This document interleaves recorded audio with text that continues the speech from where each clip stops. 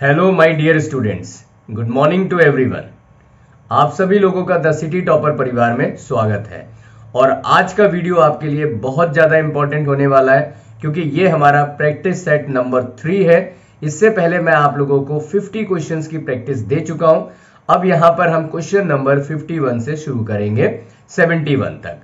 आपकी जानकारी के लिए मैं बता दूं, इस समय रिसेंटली आईसीएसई बोर्ड ने कुछ चेंजेस किए एग्जामिनेशन में, जिसमें 16 क्वेश्चंस आपको एमसीक्यूज में पूछे जाएंगे, जो चैप्टर को समझने के लिए बहुत इंपॉर्टेंट है। या हम इसको इस प्रकार कहें कि चैप्टर अगर अच्छे से समझ में आएगा तभी आप इसको कर पाएंगे। तो हम आपको यहां से ऐसे सभी क्वेश्चन, जितने भी संभावित क्वेश्चन बन सकते हैं, सबकी प्रैक्टिस आपको कराएंगे। इसके बाहर कुछ भी नहीं आने वाला है। तो चलिए इसी नारे के साथ हम शुरू करते हैं कि जब तक तोड़ेंगे नहीं तब तक छोड़ेंगे नहीं। तो पहला क्वेश्चन आपके सामने स्क्रीन पर है। पहले क्वेश्चन में आपसे पूछा जा रहा है, क्वेश्चन नंबर है 51। क्या पूछा जा रहा है? The procedure to remove the president is called. President को रिमूव करने के प्रोसीजर को क्या बोलते हैं? ऑप्शन ए में दिया है impeachment, option B interpellation, option C resolution और ऑप्शन डी प्रोरोगेशन। अब आप बताइए क्या बोलते हैं। और मैं यहां पर आपसे सभी से चाहूंगा कि मेरे आंसर बताने से पहले आप लोग कमेंट बॉक्स में आंसर लिखने की आदत डाल दीजिए, जिससे मुझे यह भी पता लगेगा कि आप लोग कितना ज्यादा से ज्यादा इसको देख रहे हैं और इसको जो है पसंद कर रहे हैं, लिख रहे हैं। ठीक है। और एंड में, वीडियो के एंड तक आपको समझ में आ जाएगा कि आपके कितने आंसर सही हुए, कितने गलत हुए। ये आपका कॉन्फिडेंस जगा देगा। और यदि आपके ज्यादा आंसर गलत होते हैं तो आप नेक्स्ट टाइम वीडियो को फिर से देखिए और फिर उसके बाद गारंटीड आपके गलत नहीं निकलेंगे। तो इसका जो करेक्ट आंसर है वो है ऑप्शन नंबर ए। इतनी देर में आप लोगों ने लिख दिए होंगे, आगे भी सारे के सारे क्वेश्चंस के आंसर आप लिखते चलेंगे। तो प्रोसीजर को क्या बोलते हैं? प्रोसीजर को बोलते हैं इम्पीचमेंट। ठीक है, ऑप्शन ए इसका करेक्ट आंसर है। आइए, क्योंकि मैं आपको यहां पर सिर्फ क्वेश्चन के ऑप्शन नहीं बताता हूं, मैं यहां पर साथ साथ में आपको एक्सप्लेनेशन भी देता हूं। तो सबसे पहले तो हम इम्पीचमेंट प्रोसीजर को समझते हैं। देखिए, इम्पीचमेंट प्रोसीजर लाया कैसे जाता है? तो इम्पीचमेंट प्रोसीजर को लाया जाता है जब 1/4 मेंबर जो है, आप जो है मेरी तरफ ना देख के स्क्रीन पे देखिएगा, क्योंकि मैं यहां पर लिख रहा हूं, वही जो है मुझे देखना होता है लैपटॉप की स्क्रीन पर, और वही सब जो है आपको मेरे पीछे लगी हुई स्क्रीन पर सब दिखाई दे रहा है। ठीक है। तो 1/4 मेंबर्स की जो है यहां पर कंसेंट की जरूरत होती है। और जब वो यहाँ पे तैयार होते हैं, प्रेसिडेंट को रिमूव करना चाहते हैं किसी भी हाउस में, इस बिल को इंट्रोड्यूस किया जा सकता है ना। तो बिल को जो है इंट्रोड्यूस किया जा सकता है ईदर हाउस में, किसी भी हाउस में इसको इंट्रोड्यूस किया जा सकता है। देखिए, सारी की सारी चीजें समझनी बहुत जरूरी है। फिर क्या होगा? एक हाउस में, किसी भी जो है वन हाउस में जो है बिल इंट्रोड्यूस हुई और उसको पास कराना होगा 2/3 मेजोरिटी से। कितने से? 2/3 मेजोरिटी से जो है इसको पास कराना होगा। Okay, 2/3 majority of total membership, ये भी याद रखिएगा। कितनी? Total membership. टोटल मेंबरशिप जो है 2/3 मेजोरिटी से पास कराना होगा। फिर इसके बाद क्या होगा? यही बिल दूसरे हाउस में जाएगी, यानी इंपीचमेंट दूसरे हाउस में पहुंचाया जाएगा। और यदि वहां से भी 2/3 से पास हो गया तो प्रेसिडेंट को रिमूव कर दिया जाएगा। एक और पॉइंट आपको जानना जरूरी है कि जब कभी भी हम इंपीचमेंट को इंट्रोड्यूस करेंगे ईदर हाउस में, उससे पहले 14 डेज प्रियोर नोटिस देना पड़ेगा प्रेसिडेंट को। किसको? प्रेसिडेंट को, कि उसका रिमूवल प्रोसीजर शुरू किया जाएगा। ठीक है, ऐसे पढ़ाई होती है ताकि इस क्वेश्चन के अलावा कुछ और भी आपसे पूछ लिया जाए, आपको आता होगा। क्यों? क्योंकि आप हैं स्टूडेंट ऑफ सिटी टॉपर। चलिए आगे बात करते हैं। अगला क्वेश्चन यहां पे मैंने लिख रखा है ऑप्शन ए इसका करेक्ट आंसर है। ठीक है, एक्सप्लेनेशन तो मैंने आपको ढेर सारी दे दी है। अगला जो क्वेश्चन है उसमें पूछा जा रहा है the president's address is prepared by. आपको पता है प्रेसिडेंट्स की जो एड्रेस होती है उसको प्रिपेयर कौन करता है? ऑप्शन ए में दिया हुआ है वाइस प्रेसिडेंट, या फिर राज्यसभा, या फिर कैबिनेट, या फिर पार्लियामेंट। तो बताइए कौन प्रिपेयर करता है? तो देखिए, इसका जो करेक्ट आंसर है वो है ऑप्शन नंबर सी, कैबिनेट। आपने भी कमेंट बॉक्स में आंसर दे दिया होगा। ठीक है, तो इसका करेक्ट आंसर तो ऑप्शन नंबर सी है। क्या आप मुझे बताएंगे कैबिनेट किसका पार्ट होता है? तो देखिए, कैबिनेट जो है यहाँ पर वो काउंसिल ऑफ मिनिस्ट्रीज का पार्ट होता है। काउंसिल ऑफ मिनिस्ट्रीज का पार्ट है। ठीक है, काउंसिल ऑफ मिनिस्ट्री के 3 पार्ट होते हैं। एक को बोलते हैं cabinet ministers, cabinet ministers, okay, और दूसरा कहलाता है इसके साथ में, क्या कहलाते हैं, ministers of state. Ministers of state मेरे साथ बोलते रहिए तभी आपकी प्रैक्टिस होगी। और जो तीसरा पार्ट है उसे कहते हैं डेप्यूटी मिनिस्टर्स, ठीक है, डेप्यूटी मिनिस्टर्स। थोड़ा सा समझ लीजिएगा, डिजिटल पेन से लिखा जा रहा है, राइट, इसलिए जो है अगर आपको समझ में नहीं भी आ रहा हो लिखा हुआ तो मैं बोल तो रही हूं, वहां से तो आपको समझ में आ ही जा रहा है, ठीक है। तो कौन करता है, कैबिनेट करता है। ऑप्शन सी जो है इसका करेक्ट आंसर है, राइट। अब अगले क्वेश्चन पे हम लोग, अगला क्वेश्चन है the dash is considered to be the leader of the Lok Sabha. Lok Sabha का लीडर हम किसको मानते हैं? ऑप्शन ए प्रेसिडेंट को मानते हैं, या फिर option B speaker, option C vice president, या फिर ऑप्शन डी प्राइम मिनिस्टर। तो जल्दी से अपना आंसर जो है इसमें लगा दीजिए, क्या होगा करेक्ट आंसर। और इसका जो करेक्ट आंसर है वो है option number D, prime minister. Leader of the house prime minister को बोलते हैं, ठीक है। यहीं पर ही आप एक चीज बता पाएंगे कि लीडर ऑफ ऑपोजिशन किसको बोलते हैं? लीडर ऑफ ऑपोजिशन किसको बोलते हैं? तो वो बोलते हैं जो सबसे ज्यादा, या हम यूं कहें जो सेकेंड लार्जेस्ट पॉलिटिकल पार्टी होती है, क्योंकि जो फर्स्ट लार्जेस्ट होती है वो तो सरकार बना लेती है, okay. Second largest political party को ये मौका मिलता है लीडर ऑफ ऑपोजिशन बनाने का। अब आप मुझे ये बता दें कि प्रेजेंट लीडर ऑफ ऑपोजिशन कौन है, जरा फटाफट कमेंट बॉक्स में लिखें, प्रेजेंट टाइम पर लीडर ऑफ ऑपोजिशन है कौन। चलिए हम अगले प्रश्न पे चलते हैं, उससे पहले इसका करेक्ट आंसर आपको मिलेगा, option number D correct answer है। और अगला क्वेश्चन 54। अगर वीडियो पसंद आ रहा हो ना तो लाइक जरूर कर दीजिएगा और अपने सभी दोस्तों में शेयर भी कीजिएगा, क्योंकि ऐसे बेहतरीन वीडियो आपको इसी चैनल पर मिलेंगे। और थोड़े बहुत नहीं, बहुत ज्यादा, मतलब आपको जब तक हम पूरी तैयारी ना करवा दें, यानी स्टार्टिंग में मैंने बोला था जब तक तोड़ेंगे नहीं तब तक छोड़ेंगे नहीं, यानी आपकी पूरी प्रिपरेशन करवा करके रहेंगे। बस आपको पूरा वीडियो देखना है, लगातार देखने हैं, ताकि जो है एक भी क्वेश्चन आपका छूट ना पाए। और अपने सभी दोस्तों को शेयर कर दीजिएगा। चैनल पे पहली बार है तो सब्सक्राइब जरूर कर लीजिएगा। क्वेश्चन नंबर 54 आपके सामने है, the composition of the supreme court is. Supreme court के कंपोजिशन की बात कर रहे हैं। कंपोजिशन मतलब नंबर ऑफ जजेस। तो कंपोजिशन में ऑप्शन ए में देते हैं 31 जजेस विद 1 चीफ जस्टिस, या फिर ऑप्शन बी है 30 जजेस या 1 चीफ जस्टिस, और ऑप्शन सी है 20 जजेस 1 चीफ जस्टिस, या फिर ऑप्शन डी में लिखा हुआ है 22 जजेस 1 चीफ जस्टिस। अब आप बताइए करेक्ट आंसर क्या होगा? कंफ्यूज हो गए ना? तो देखिए इसका जो करेक्ट आंसर है वो है ऑप्शन नंबर ए, जिसमें लिखा हुआ है 31 जजेस 1 चीफ जस्टिस। अब आप कहेंगे नहीं सर 33 जजेस और 1 चीफ जस्टिस हो गए हैं, तो आप बिल्कुल सही कह रहे हैं, नो डाउट। लेकिन अभी तक अगर हम कहें तो 2022 जनवरी तक कोर्ट में अभी अपडेशन नहीं हुई है, तो कोर्ट में प्रेजेंट टाइम पर 31 जजेस हैं प्लस 1 चीफ जस्टिस है, ठीक है, चीफ जस्टिस। आप बता पाएंगे प्रेजेंट टाइम पे चीफ जस्टिस कौन है? अरे भाई बताइए ना, कमेंट बॉक्स में लिखिए, मैं वेट कर रहा हूं। देखिए कितने बच्चे बता सकते हैं, तो कमेंट बॉक्स में सबके सब लिख डालें प्रेजेंट टाइम में चीफ जस्टिस कौन है। देखिए मैंने आपको क्या कहा है, लिखने से कंसंट्रेशन बढ़ती है, लिखने से लर्निंग बढ़ती है, लिखने से रिमेंबरिंग बढ़ती है। मेरी बात मान लीजिए, आप बहुत अच्छा करेंगे अपने एग्जामिनेशन में। चलिए तो इसका करेक्ट आंसर ऑप्शन नंबर ए है। देखते हैं, बिल्कुल सही है, हमारा ऑप्शन सही है, ठीक है। तुक्का नहीं मारा है, आपको एक्सप्लेन करके दिया है, ठीक है। एक्सप्लेन करके आपको, मतलब आपको भी इसकी एक्सप्लेनेशन मालूम होगी तभी तो सही जाएगा, तुक्का मारने से तो गड़बड़ हो जाएगी। क्वेश्चन नंबर 55 आपके सामने है, under the dash powers of the high court will check the judgment of the subordinate courts. आपको मालूम है सबसे ऊपर सुप्रीम कोर्ट होती है, जानते होंगे, सबसे ऊपर सुप्रीम कोर्ट, सुप्रीम कोर्ट के बाद हाई कोर्ट, ठीक है, और हाई कोर्ट के बाद जो डिस्ट्रिक्ट लेवल से नीचे की कोर्ट्स होती हैं, इन्हें हम इकट्ठा करके सबऑर्डिनेट कोर्ट का नाम दे देते हैं, सबऑर्डिनेट कोर्ट।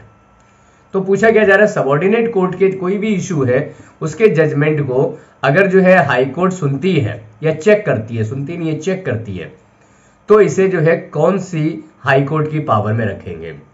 क्या ये हाई कोर्ट की एडवाइजरी पावर होगी, या क्या ये हाई कोर्ट की रिवाइजरी पावर होगी, या फिर ये हाई कोर्ट की जुडिशियल रिव्यू होगी, या ओरिजिनल पावर होगी? तो बताइए ये हाई कोर्ट की जो है कौन सी पावर होगी? ऑप्शन नंबर बी कहता है ये हाई कोर्ट की रिवाइजरी पावर है, राइट। सॉरी, एडवाइजरी पावर क्या होती है? एडवाइस करने की power. When governor has the power to seek the advice, है ना, पढ़ाया था आप लोगों को, ध्यान से अच्छे से याद होगा। जुडिशियल रिव्यू, जब कभी भी ऐसा दिखता है कि कोई कॉन्स्टिट्यूशन में कोई छेड़छाड़ हुई है पार्लियामेंट के द्वारा, तो यहां पर उसको अनकॉन्स्टिट्यूशनल डिक्लेयर कर दिया जाता है जुडिशियल रिव्यू से। और जो केस सीधे सुप्रीम कोर्ट में पहुंचते हैं in the first instance here by the supreme court और हाई कोर्ट, यहाँ पे हम हाई कोर्ट की बात कर रहे हैं, इन्हें हम ओरिजिनल ज्यूरिसडिक्शन में रखते हैं। तो समझ में आ गया, ऑप्शन बी इसका करेक्ट आंसर है। आपने लिख रहे हैं ना, लिखिए, क्योंकि बिना लिखे जो है काम नहीं चलने वाला है। अब अगला क्वेश्चन है आपके लिए। क्वेश्चन में पूछा जा रहा है कि which of the following was not a common ideology of the dictator. अरे वाह, क्या जबरदस्त क्वेश्चन आ गया।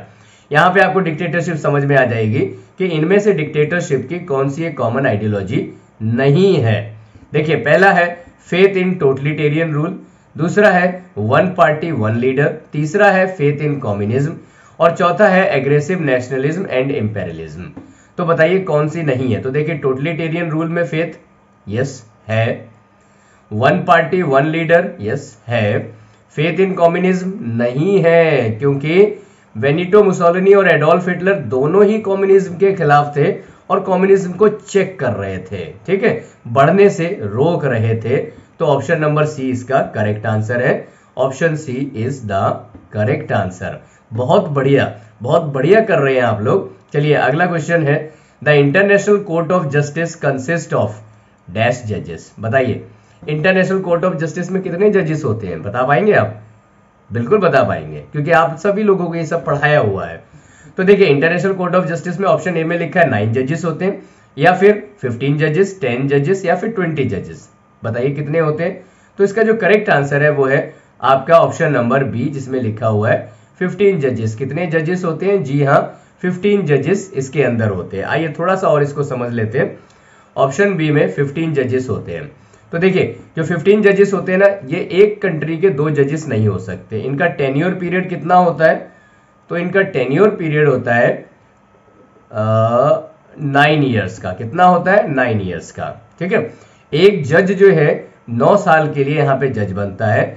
एवरी 3 ईयर्स, एक मिनट इसे हटा दे, एवरी 3 ईयर्स में 5 जजेस रिटायर्ड हो जाते हैं। कितने रिटायर्ड हो जाते हैं? 5 जजेस रिटायर्ड, गॉट इट। और फिर नए 5 जजेस आते हैं, इस तरह से चलता रहता है। इसमें जो है एक प्रेसिडेंट होता है, हर समय पर एक जज प्रेसिडेंट होगा और एक जो है वाइस प्रेसिडेंट भी होता है। जैसे कि हमारे यहाँ पर जो है चीफ जस्टिस के तौर पर होता है, ऐसे करके यहाँ पे प्रेसिडेंट वाइस प्रेसिडेंट होता है, गॉट इट।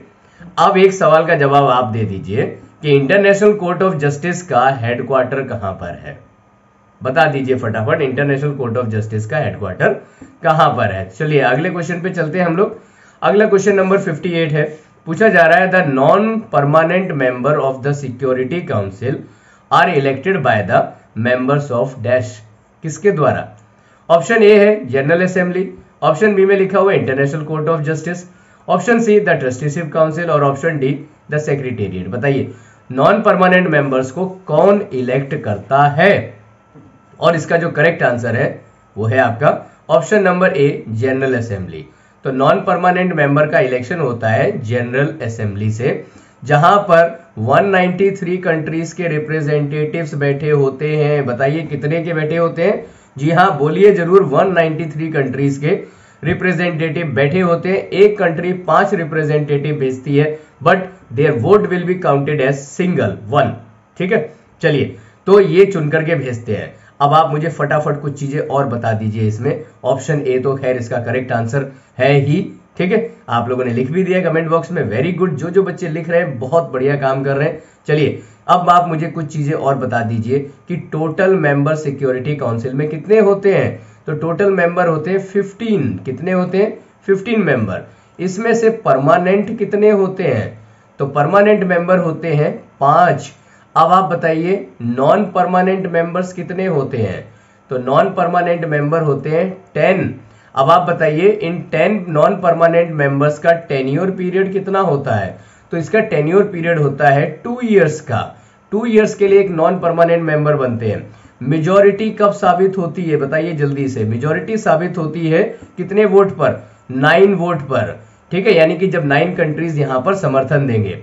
अब मेरा इस क्वेश्चन से भी एक क्वेश्चन है आपसे, आप मुझे जो है 5 परमानेंट मेंबर्स हैं जो ये, इनके जो है कंट्रीज के नेम बता दीजिए। कौन कौन परमानेंट मेंबर्स है कमेंट बॉक्स में लिख दीजिए। आपकी बढ़िया प्रैक्टिस इस समय हो रही है।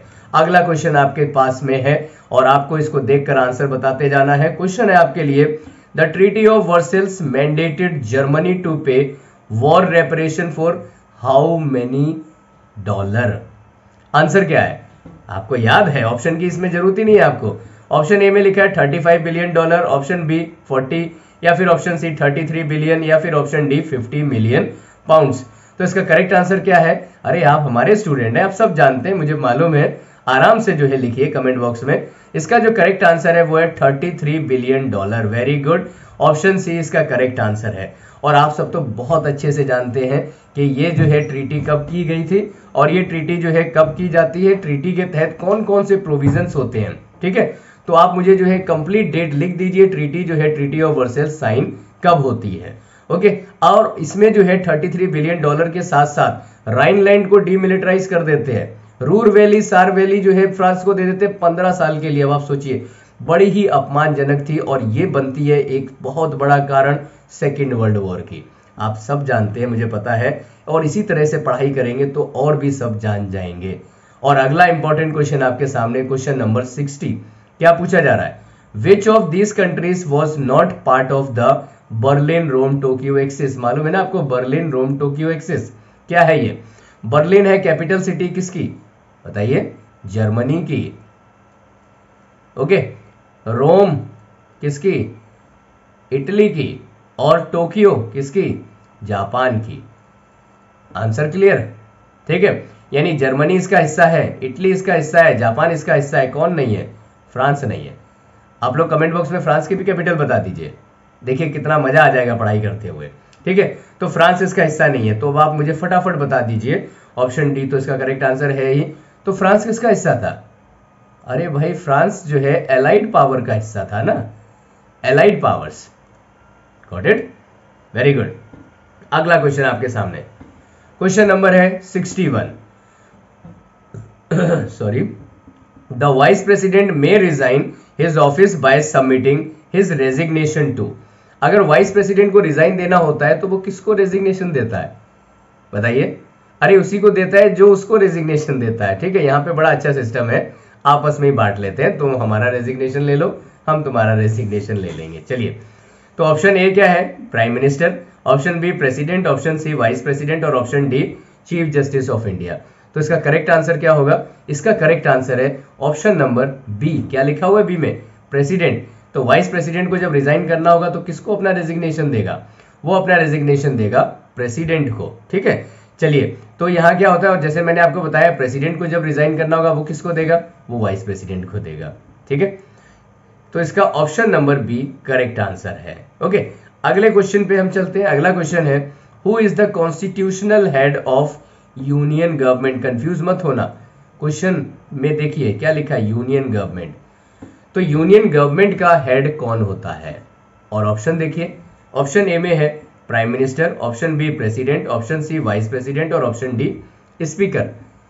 और इसमें से जो करेक्ट आंसर है वो है आपका ऑप्शन नंबर, बताइए क्या है? यानी कि जो है head of the union government कौन है? अरे भाई, अपने प्राइम मिनिस्टर, द लोकप्रिय प्राइम मिनिस्टर ऑफ इंडिया, है ना।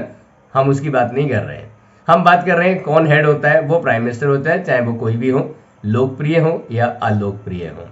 तो प्राइम मिनिस्टर जो है गवर्नमेंट का हेड होते हैं। जैसे कि हमने पढ़ा भी था, he is also known as the captain of the cabinet, right. तो इसका करेक्ट आंसर है option number A, prime minister. अगला क्वेश्चन आपके सामने है जिसमें पूछा जा रहा है, the highest court of appeal in India is. India में जो है अपील की हाईएस्ट कोर्ट किसको कहते हैं? तो अभी थोड़ी देर पहले मैंने आपको एक में बताया था, सबसे ऊपर कौन सी कोर्ट है? सुप्रीम कोर्ट, बताया था ना। उसके नीचे हाई कोर्ट और उसके नीचे ढेर सारी सबऑर्डिनेट कोर्ट्स, सबऑर्डिनेट कोर्ट्स। तो हाईएस्ट कोर्ट कौन सी हुई? जी हाँ, बहुत आसान है, हाईएस्ट कोर्ट हुई सुप्रीम कोर्ट। ठीक है, तो ऑप्शन नंबर ए इसका करेक्ट आंसर हो गया, सुप्रीम कोर्ट। Very simple. चलिए अगला क्वेश्चन, हाँ तो हम यहाँ पे ऑप्शन भी देख लेते हैं। तो ऑप्शन जो है ए इसका करेक्ट आंसर है। अगला इंपॉर्टेंट क्वेश्चन है आपके लिए, वो ये है कि there are high courts in India कितनी है, बताइए। तो ऑप्शन ए में लिखा हुआ है 22, ऑप्शन बी में 25, ऑप्शन सी में 20 और ऑप्शन डी में 14। तो प्रेजेंट टाइम पर कितनी हाई कोर्ट्स हैं? जी हाँ, इसका करेक्ट आंसर है ऑप्शन नंबर बी, जिसमें लिखा हुआ है 25। अब आप मुझे फटाफट कमेंट बॉक्स में ये और लिख करके बता दीजिएगा, option number B correct answer है, ये तो सही है। आखिरी हाई कोर्ट कौन सी बनी थी, बता पाएंगे आप? अरे बिल्कुल बता पाएंगे आप, मुझे मालूम है। आखिरी हाई कोर्ट कौन सी बनी थी, कमेंट बॉक्स में लिख दीजिए और देखिए आपकी नॉलेज कहां से कहां पहुंचती है। जब कोई आपसे सवाल करे ना, यानी आपको चैलेंज कर रहा है और उस चैलेंज का जवाब है उस सवाल का जवाब देना, और अगर वो करेक्ट आपने दे दिया, समझ लो आप चैलेंज जीत गए। आदत डाल लीजिए इस चीज की। अगला क्वेश्चन आपके सामने है, who decides the strength of the high court? High court की स्ट्रेंथ कौन डिसाइड करता है? ऑप्शन में देखिए, क्या प्रेसिडेंट करता है, क्या जज ऑफ ए हाई कोर्ट करता है, क्या गवर्नर करता है, क्या पार्लियामेंट करती है? जी हाँ, इसका जो करेक्ट आंसर है वो है option number D. Option number D में क्या है, वो है द पार्लियामेंट। तो कौन करता है? पार्लियामेंट। ठीक है, कैसे? पार्लियामेंट में जो है उनके अपने प्रोसीजर के थ्रू और लोकसभा राज्यसभा दोनों हाउस से बिल पास होगी, तब जाकर के ये डिसाइड किया जाता है कि कितने नंबर ऑफ जजेस रहेंगे। ठीक है, तो इसका correct answer option number D है।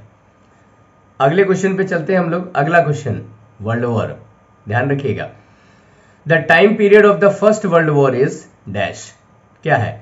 1911 से 14 है, या 1917 से 1921, या फिर 1914 से 1918, या फिर 1914 से 1917 तक है? बताइए, फंस गए क्या? ऐसे ही कंफ्यूजन क्रिएट हो जाएगी जब आपके पास ऐसे ऑप्शंस आएंगे। उसके बाद आपको बताएं, अगर यहां पे डेट और दे दी जाती, यानी कि 28 जून, 28 जुलाई, 28 अगस्त, 28 सितंबर, फिर क्या होता? फिर तो और कंफ्यूजन बढ़ती।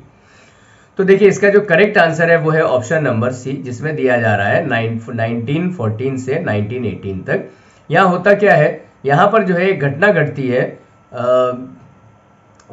इसको हटा देते हैं। घटना घटती है 28 जून 1914 को। क्या घटना घटती है? इसको बोलते हैं साराजेवो क्राइसिस, है ना। आर्कड्यूक फर्डिनेंड की हत्या कर दी जाती है, जो कि एब्रेंट हायर था, कहाँ का? ऑस्ट्रिया का। किसके द्वारा? सर्बिया के एक यूनियन के द्वारा, एक ग्रुप के द्वारा, जिसका नाम था ब्लैक हैंड या यूनियन ऑफ डेथ। उसको मारने वाला जो व्यक्ति है उसका नाम था प्रिंसिप गैब्रिलो। प्रिंसिप गैब्रिलो, थोड़ा स्पेलिंग में हो सकता है इधर उधर हो जाए, कोई बात नहीं, नाम से आपको याद रहेगा। यह हत्या करने वाला था, मात्र 19 साल का 19 इयर्स ओल्ड लड़का था ये। ठीक है, उसने जो है कर दी हत्या और इशू बन गया। इसके बाद जो है 28 जुलाई 1914 से युद्ध शुरू हो गया। ऑस्ट्रिया ने अटैक किया किसके ऊपर? ऑस्ट्रिया ने अटैक किया सर्बिया के ऊपर। बस फिर क्या, इधर का इधर, इधर का इधर, इधर का इधर, इधर का इधर, और ऐसे भिड़े जिसे हमने नाम दिया प्रथम विश्व युद्ध, क्योंकि आज से पहले ऐसे कोई कभी नहीं भिड़े थे। Got it? चलिए, तो जो है खत्म कब होता है? ये हो जाता है 11 नवंबर 1918 को आर्मिस्टाइज डेज के साथ में फिनिश। अगला क्वेश्चन आपके सामने, ऑप्शन सी इसका करेक्ट आंसर है। अगला क्वेश्चन है आपके सामने कि Germany, Austria and one more country formed the triple alliance इन 1882। किसने बनाया था? क्या फ्रांस के साथ, रशिया के साथ, इटली के साथ, इंग्लैंड के साथ? बताओ किसने बनाया था? जी हाँ, इटली ने बनाया था। किसने? इटली ने बनाया था, पर इटली ने धोखा दे दिया। ऑप्शन नंबर सी तो इसका करेक्ट आंसर है ही, पर इटली ने धोखा दे दिया। क्या कहा? उसने कहा कि जो तुमने ट्रिपल अलायंस बनाया हुआ है, हम इसका साथ नहीं देंगे। तो 2015 में इटली ने लेफ्ट कर दिया। ठीक है, क्या कर दिया? लेफ्ट कर दिया। कहा कि तुम लोग बेकार में युद्ध लड़ते हो, इसलिए हम तुम्हारा साथ नहीं देंगे। और जो है इन्होंने अपना पल्ला चेंज करके जो है कहाँ चले गए, दूसरे ग्रुप में जिसके नाम था ट्रिपल एंटेंट, ट्रिपल एंटेंट, ठीक है, इसमें जाकर के ज्वाइन कर लिया इटली ने, राइट। तो ये ट्रिपल अलायंस और ट्रिपल एंटेंट। चलिए तो फिर हम अगले क्वेश्चन पे चलते हैं, और अगला इंपॉर्टेंट क्वेश्चन है आपके लिए, the immediate cause of the outbreak of the second world war was. Second world war का पूछने लगे अब तो सेकेंड वर्ल्ड वॉर में चलिए हमारे स्टूडेंट तो हमेशा तैयार है, कुछ भी पढ़ा दीजिए। तो ऑप्शन ए है जैपनीज इन्वेजन ऑफ चाइना। क्या ये कारण था? कारण तो था, लेकिन क्या इमीडिएट था? नहीं था। ऑप्शन बी है ब्रिटेन्स अटैक ऑन फ्रांस। क्या ये कारण था? अरे ब्रिटेन ने तो फ्रांस पे अटैक ही नहीं किया ना, क्यों करेंगे, एक टीम में है। और फिर है German aggression against the Soviet union ना, ये भी नहीं था। तो फिर क्या बचा?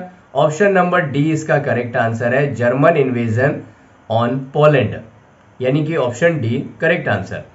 अब आप बताएंगे कि जर्मनी ने पोलैंड के ऊपर हमला किया कब किया था? ये किया था 1 सितंबर 1939 and this was the beginning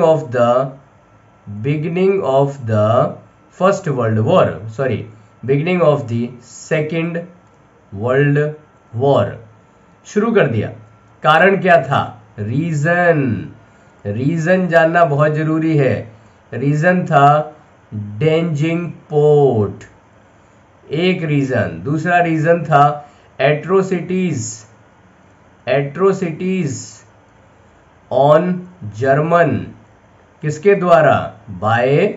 bye Poland government या फिर पॉलिश गवर्नमेंट। ठीक है, बात समझ में आई?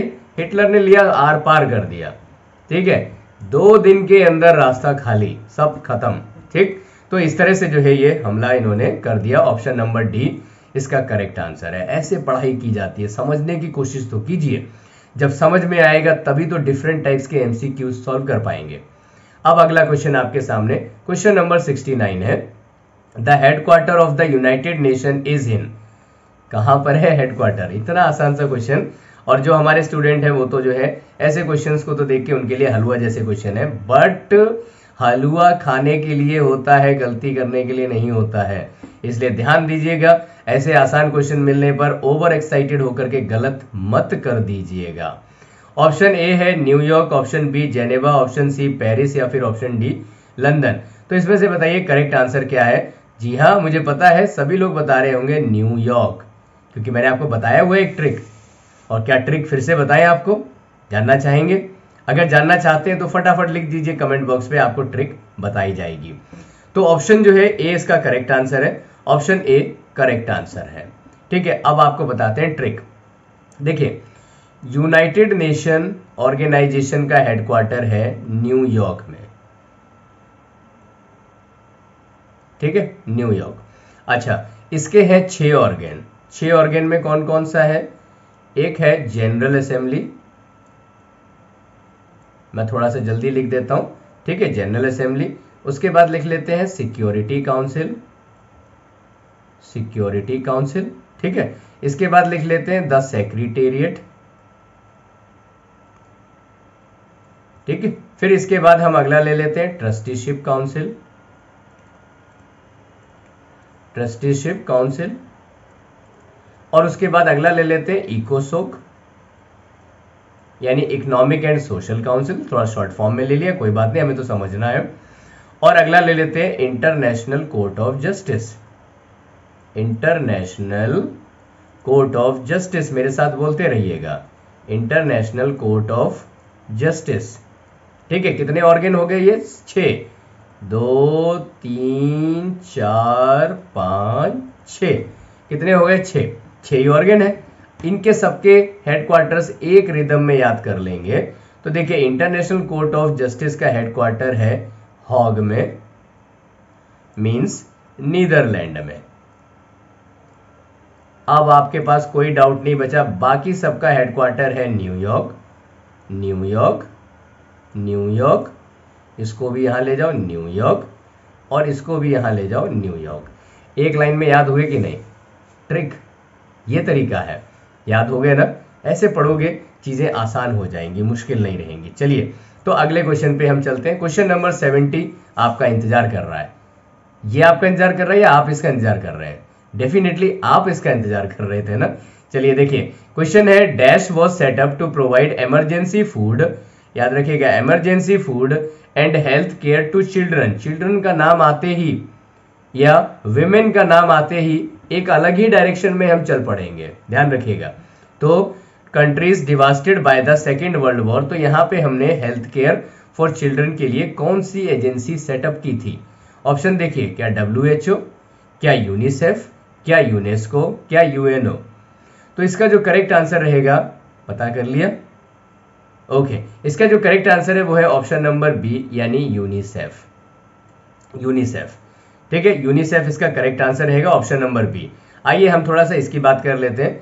क्या आपको मालूम है WHO की फुल फॉर्म क्या है? बिल्कुल मालूम होगी, वर्ल्ड हेल्थ ऑर्गेनाइजेशन, ठीक है। यूनिसेफ की बताइए, यूनाइटेड नेशन यानी UN इंटरनेशनल, मेरे साथ साथ लिखते चलिए, international children's emergency fund. Emergency fund, अब अगर आप इमरजेंसी नहीं लिखेंगे तो भी गलत नहीं है। फिर आते हैं यूनेस्को। यूनेस्को की फुल फॉर्म क्या होगी? तो देखिए, यूनाइटेड नेशन, UN को मैं दोबारा से वैसे ही शॉर्ट में लिख देता हूं, यूनाइटेड नेशन। फिर आते हैं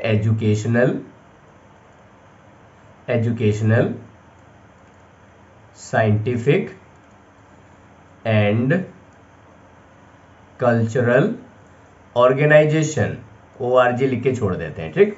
अच्छा, फिर UNO, अरे यूनाइटेड नेशन ऑर्गेनाइजेशन, इसकी जरूरत ही नहीं लिखने की, ठीक है। इस तरह से जो है ऑप्शन बी इसका करेक्ट आंसर है, ऐसे जानते चलिए। अब हम नेक्स्ट क्वेश्चन पर हैं और हमारा नेक्स्ट क्वेश्चन है द इम्पीचमेंट रेसोल्यूशन। इम्पीचमेंट का एक और क्वेश्चन आ गया। The impeachment resolution against the president must be passed by dash of the total majority of the house. कितनी मेजोरिटी चाहिए? मैंने आपको बताया था आगे के क्वेश्चन में। तो देखिए, 1/3 मेजोरिटी चाहिए या 2/3 मेजोरिटी चाहिए या फिर 3/4 मेजोरिटी चाहिए या 1/4 मेजोरिटी चाहिए।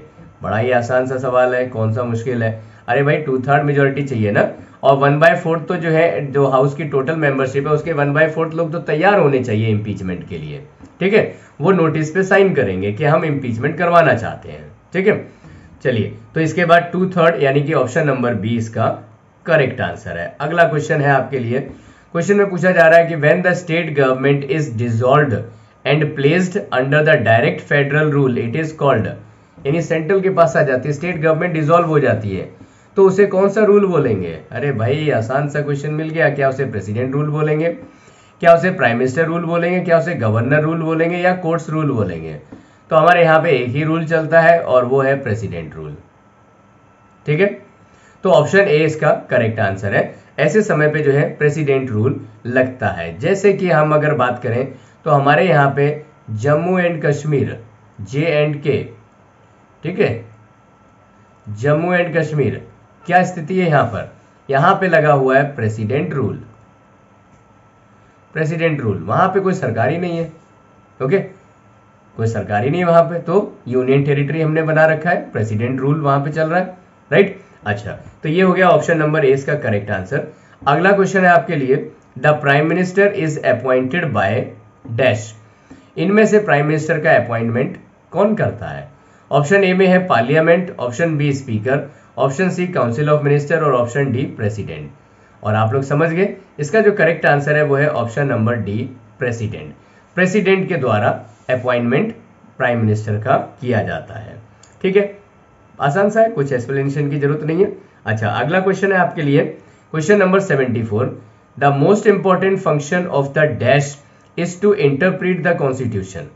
इसमें से किसका फंक्शन है कॉन्स्टिट्यूशन में इंटरप्रीट करने का? अरे भाई सीधी सी बात है, क्या पार्लियामेंट का है? पार्लियामेंट कर सकती है, लेकिन पार्लियामेंट से ऊपर राइट टू इंटरप्रिटेशन दिया गया है किसको? प्रेसिडेंट का है?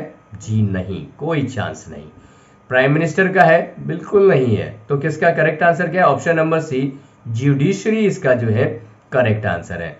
तो तो judiciary has the right to interpret in the constitution, that is why it is called as the guardian of the और कस्टोडियन ऑफ द कॉन्स्टिट्यूशन।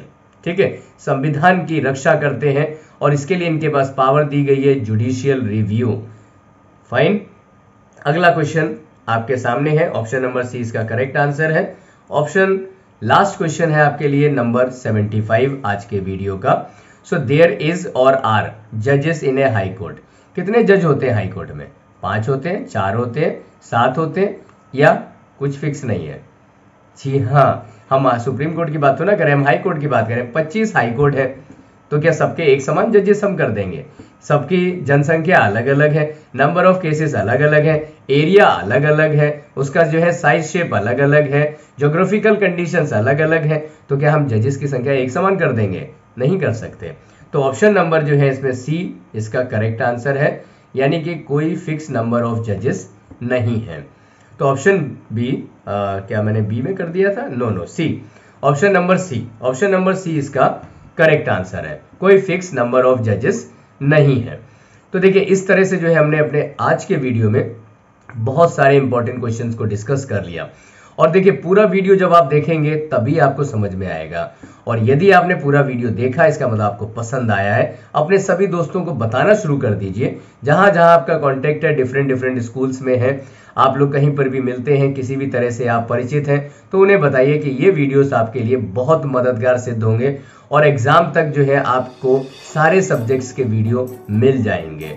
आप इसको लगातार देखते रहिए और इस चैनल से जुड़े रहिए ताकि आपकी अच्छी प्रिपरेशन हो सके।